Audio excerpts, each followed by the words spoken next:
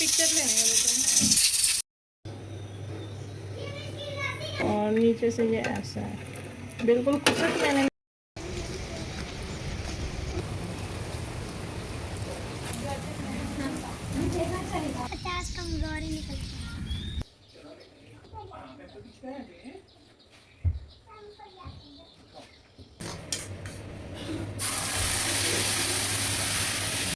अस्सलाम वालेकुम my YouTube family, कैसे हैं आप सब लोग। उम्मीद है सब ठीक ठाक होंगे, खैरियत से होंगे। अच्छा, जैसे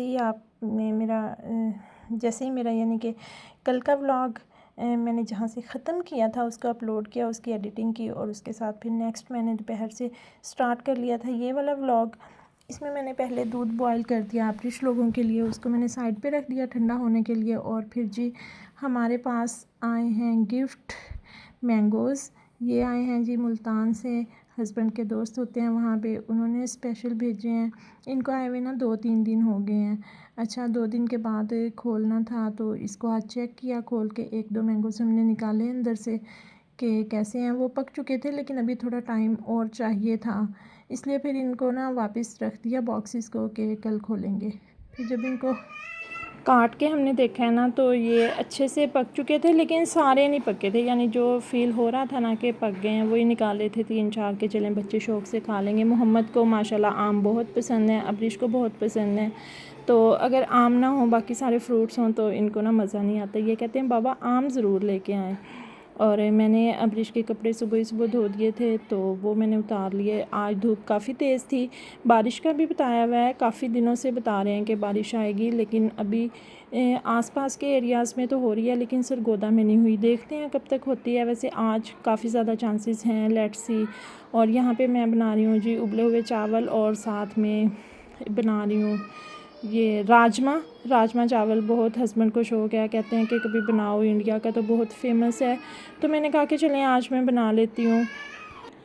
अच्छा, बनाया तो है लेकिन एक्सपीरियंस इतना ज़्यादा अच्छा नहीं रहा मेरा, मतलब मुझे इतना पसंद नहीं आया, पता नहीं उसका टेस्ट भी। और वैसे भी अगर राजमा आपके मुंह के अंदर जाता है तो वो ना ऐसे लाइक ज़ीरो टेस्ट जैसे नहीं होती कोई चीज़, मुझे लगता है कि ऐसा था। मुझे तो इतना अच्छा पसंद नहीं लगा तो मैंने कहा कि आइंदा हम ये नहीं बनाएंगे।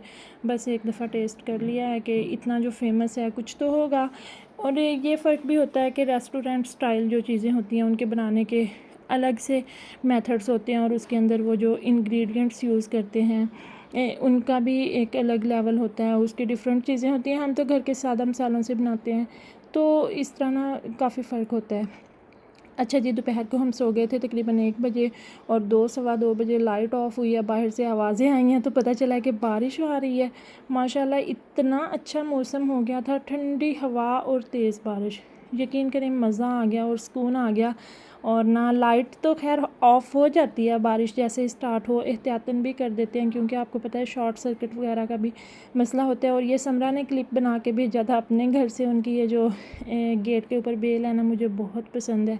और मेरी ये नीयत है, मेरा इरादा है कि इंशाल्लाह ताला अल्लाह ताला जब हमें अपना घर देंगे तो वहाँ मैं भी अपने गेट के ऊपर ना इसी तरह से एक बेल ज़रूर लगाऊंगी। बड़ी अच्छी लगती है। एक तो बाहर से इसके साथ घर का जो ओवरव्यू है वो बहुत अच्छा आता है और घर के अंदर से भी देखें कितना अच्छा लग रहा है। सुबह सुबह बंदा उठता है, ताज़गी का एहसास और एक ख़ूबसूरती जो है ना उसका एहसास होता है, तो मुझे ये बहुत पसंद है। अच्छा, बारिश जैसे ही रुकी तो बस बच्चों को ये हुआ कि हम अब बाहर निकलें, देखें बाहर क्या हो रहा है, क्या हिसाब किताब है। बाहर आपको पता है कि यहाँ पे एक गाँव है तो कच्चा ही एरिया है सारा, लेकिन जैसे जैसे ज़मीन में जज़ब होता जाता है ना पानी, फिर बच्चे चल फिर लेते हैं, कोई मसला नहीं है। और जहाँ पे ज़्यादा पानी खड़ा हो वहाँ बच्चे वैसे ही नहीं जाते क्योंकि गिरने का ख़दशा होता है। और बच्चों को भी आइडिया हो जाता है जब एक जगह इंसान रहने लग जाए। मोहम्मद ख़ास तौर पे बड़ा एक्साइटेड था। अब्रिश मेरे पास आके खड़ी हो गई थी, ठंडी ठंडी हवा चल रही थी। और फ्राइज़ बनाने का दिल था हस्बैंड का कि मैं बनाऊं, लेकिन ना आलू नहीं थे, 1-2 पड़े हुए थे। वो आपको पता है गर्मियों में ज़्यादा देर आलू पड़े रहे ना वो ख़राब हो जाते हैं। तो काफ़ी दिन से हमारा सब्ज़ी वाला भी नहीं आया था और मैंने लिए भी नहीं थे, इसलिए मैंने फिर कहा कि आज बस फ्राइज़ के बगैर ही बारिश को एंजॉय करें। नेक्स्ट होगी तो फिर इंशाल्लाह कुछ और बना लेंगे क्योंकि अब मॉनसून का ये स्पेल जो है ये रहेगा सितंबर तक। जुलाई में तो फिर अपने जोबन पे होगा। तो कुछ ना कुछ बनाते रहेंगे इंशाल्लाह। यहाँ पे अब्रिश मोहम्मद दोनों बड़े एक्साइटेड थे। मोहम्मद जंपिंग कर रहा था, साथ में हूटिंग। तो अब्रिश को भी जितनी समझ आ रही थी वो उसको देख के ना फॉलो कर रही थी अपने भाई को।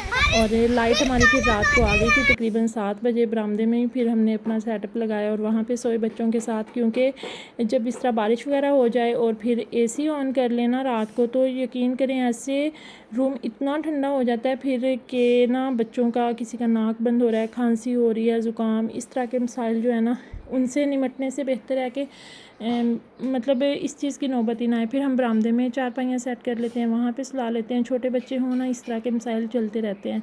इंसान खुद तो जब तक होता है, बच्चे नहीं होते तो अपनी लाइफ होती है, जैसे मर्ज़ी जिएँ, जिस तरह से मर्ज़ी इंजॉय करें, जो भी लाइफस्टाइल हो। लेकिन बच्चों के साथ फिर उनके मुताबिक चलना पड़ता है। और मैं तो फिर ढल गई हूँ। मोहम्मद माशाल्लाह 7 साल का हो गया है, तो इन 7 सालों में ना लाइफ टोटली चेंज हो चुकी है अब मेरी, तो हम दोनों की, यानी कि इनके बाबा की और मेरी।